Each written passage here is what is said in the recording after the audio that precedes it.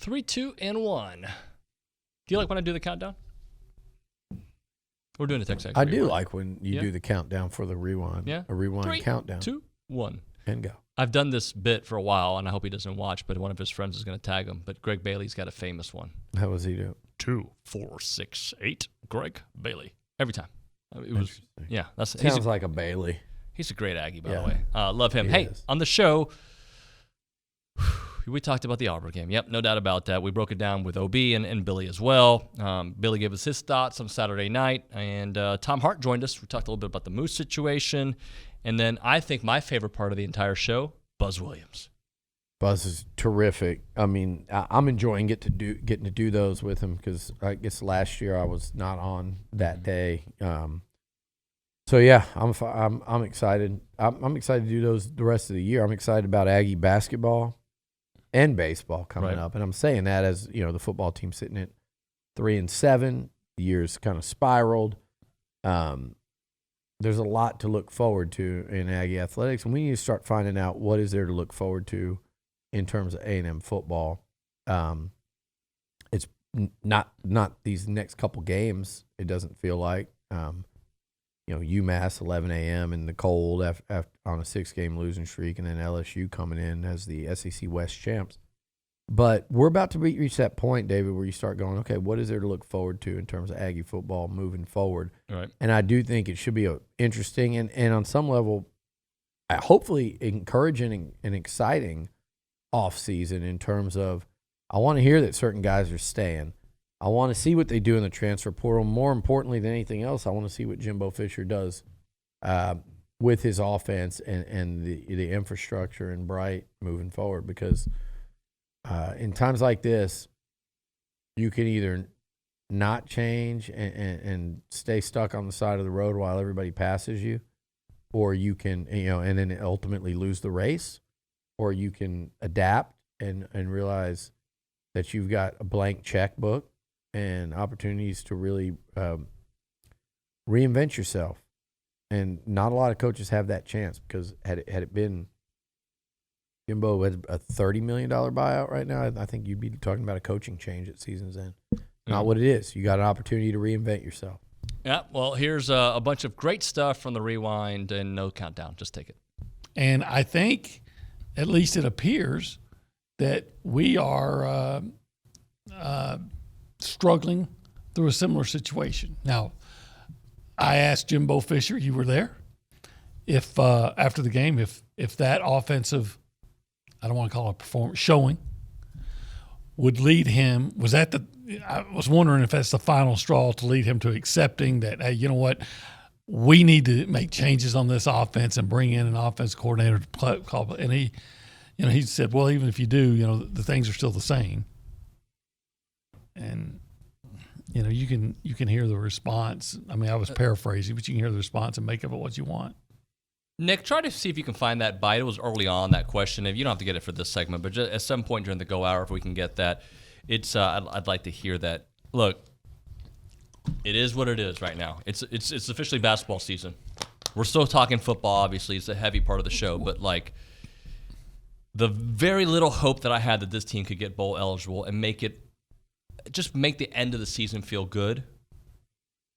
I don't know if I can feel good at 5-7. Yeah, you beat LSU, which after what we just saw, I mean, I think they're going to destroy UMass, but I don't even know anymore. Like it's just football at this point. Like let's just watch it and move on. Yeah, I think they're going to beat UMass. They'll probably beat them by a wide margin, and they're going to see the offense. But you're going to have to take into account that UMass may very well be the 130th team or 131. They've lost 6 in a row too, right, or something like that. Well, they're terrible. Yeah. I mean, they may be the worst team in the country. I think their one win was over Stony Brook, which I believe is an FCS opponent. So you're going to win that one, and you understand that upsets happen every week. Let I remind you, and I know you've brought this up before. LSU was hoping to get bowl eligible when they were a huge underdog against A&M last year and won and pulled off the upset. Upsets happen every week. We acknowledge that. However, you also have to acknowledge that at least to date, you've seen nothing maybe since the season opening win, or since LSU season opening loss to Florida State. Since then, maybe you've probably seen nothing that would make you feel like that you could look at it and say, this is why A&M can win that game. Yeah, there's no reason. Who's there when he says, no, that's not, to say, no, look, this is it. Here, I'm going to show you. This is what it sounds like. It's one guy, and I know it's not, but That's the you vibe, feel like the feel. over time, it's in a way it kind of morphed into that. You heard it may be the same soundbite you're talking about, where I asked him about up tempo. Yeah, He said that they were up tempo 70-80% of the game. yeah. I'm not here arguing with him. It just doesn't. If that's up tempo, it just doesn't feel like up It's not tempo. the good up tempo. No, it's because there's still that delay from, play The call process. and it's like, there's that wait, and that's the part that's a big part of how they what they need to fix. It doesn't feel like, and I watch teams do it to A&M week after week after week. It doesn't feel like A&M is putting any pressure on the opposing defense. And the other thing I don't like with A&M, and Jordan Rodgers talks about it a lot, and there's truth to it. All the motion and all this, they do it against Bama, and they do it against no one else. And I say no one, I'm exaggerating, but they rarely do it compared to the levels they do it against Bama. And it's clear, it's factual. You can sit in a press conference and disagree, but it's not true. Right. And what I look at with A&M offensively and now defensively as well, you watch the opponents. And I'm not talking about Sam Houston where they have to move around and do it, or App State where teams that have to get cute. I'm talking about everybody. There's so much more motion and movement on both sides of the ball. Both sides. A&M seems to do very, very little compared to the opposition. I don't care about the numbers. I'm watching the football games and I'm seeing what these teams are doing, and it just seems like the Aggies sit very predictably on both sides of the ball. And I can imagine that, and I've talked to people in football and coordinating against A&M, it's just not, it's not that hard. And I've talked to guys that have played against the Aggies and even said from, even on Elko's defense from one year to the next, said that second year they did a lot less motion and they did a lot less, there was a lot less confusion and stuff. But I think that's really so this year. I think that A&M just sits there and it seems like they get caught in very exciting defenses for the opposing offense to say, okay, let's go, look at this, let's go, snap it, let's go. And then they hit them again and again. It just seems like there's a lot that needs to go. It's almost like you want to bring in an outside firm Right. to come in and analyze and go, okay, guys, this is where you're weak. Like this right here, like you guys are getting really exposed here, and here's why. And this is, and the way you do that is you hire new coaches. And I'm not saying go fire whoever or anybody, but I'm saying that is how every college, every year, just about, there's staff turnover. Yeah. When you have staff turnover, I always say this, everybody, one guy leaves and it's the end of the world. It's not. It's an opportunity to get better. It is an opportunity to bring an outside voice in. Bring in an OC to say, man, when we played against, like you tell Durkin or something, when we played against you guys, and I don't know why there's not more of that, and I always tried to get that out of Jimbo, even a couple of times of asking him about Durkin in a presser. The one time all y'all were out covering, I think you had dipped to Omaha before I did, and asked about DJ and the benefits of playing him. Like, I just wonder what kind of conversations were had. Like, man, this is why we shut y'all out in the first half. But I don't know that Jimbo wants to hear that. And nobody does, but you do, right? Like, hey, I shut you out in the first half. Here's why. Changes your perspective after Saturday night is to prevent the talent drain that is a threat, and that's the transfer portal. That's everybody is under this threat now. Georgia Tech has a star quarterback that refused to go in the game on Saturday. Really? He refused to play. Like that is happening everywhere in the country. Guys 4 games in had gone to their coaches. Guys in the SEC coaches told me this directly, who were second stringers came to their coach and said, yeah, maybe I have a hamstring, don't play me.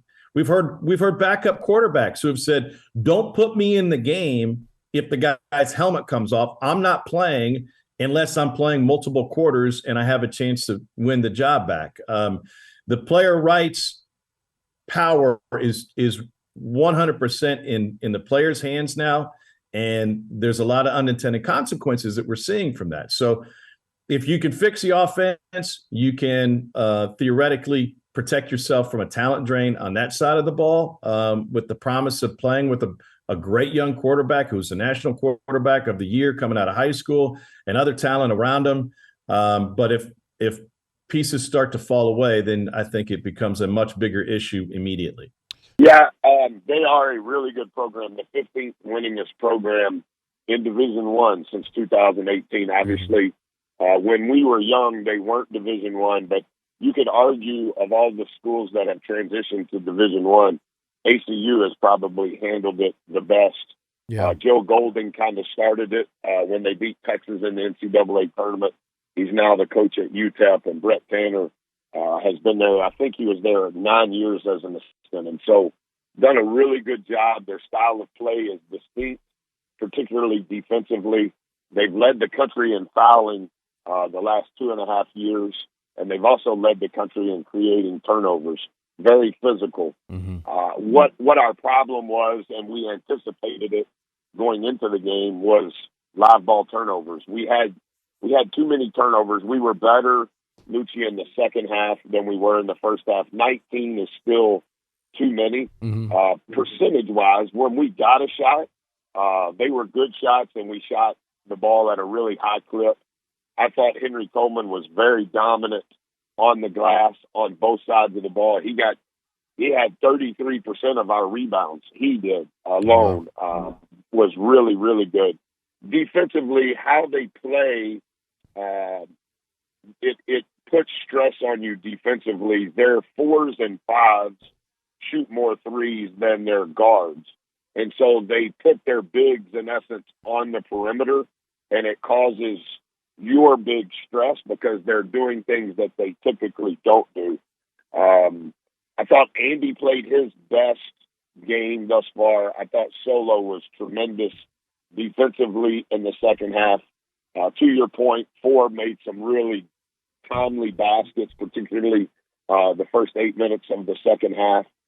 But we were able to, they foul a lot, so we shot 35 free throws. We made 25. We did a lot of good things, but we have to play with a lower turnover rate regardless of who the opponent is. And I would say that thus far through 1 week, that's been something we've identified that we've got to figure out how to slow down. Some of it is carelessness that's early, but some of it is we can control it better, and we've got to make it more of a priority in what we're doing offensively for sure. You know what to do. Yeah, no, they know what to do. Like, we don't have to remind them to, like, boom, boom, hit, whatever. It's not really a button, but just click. Yeah. Subscribe. Tell your friends about it. Do you ever do that when you watch on YouTube? I've never subscribed to anything. I feel like I don't know what happens when you do that. You get more alerts. Like, it'll tell you, oh, David Nunez going live. You should get the alerts when you're at work. You know, it'd be good. I don't know what I watch on YouTube that I want alerts. I do want TexAgs alerts. Yeah. When something's happening. But the beauty is when you watch our videos, it shows up in your algorithm later. I'm sure you get some suggestions for TikTok. I do. It's a lot of, like, acoustic concert footage. Ah, yeah. It's like that's what I go to YouTube for. I just look at old, like, concerts, and sometimes there's some lady that, like, the vocal coach lady, and she breaks down old videos or concerts. So I do get alert. I didn't click on that. I need to get her alerts. She's pretty good. I would love for you to see what my suggestions are. I might not want to. I know. What do you think? My I know whose YouTube search history I don't want to know about. Who's that? OB. Just a couple of people, but yeah. I'm not going to say names. Well, mine is usually fitness, Bob Boney, and superheroes, and TexAgs. Superheroes. Like, what's going to happen on the next Avengers? Like Black Panther 2 breakdown. Oh, yeah, like the little behind. Yeah. Yeah, like after I watch a movie, I want to see what Easter eggs did I miss. Oh, true. Oh, yeah. It's to each their own. I don't hate it. It's a long exit. I don't hate you. You want a hug? I hate some people. You want a hug? You can do this. All right. I was traveling. You don't want to touch that. Later. Oh yeah.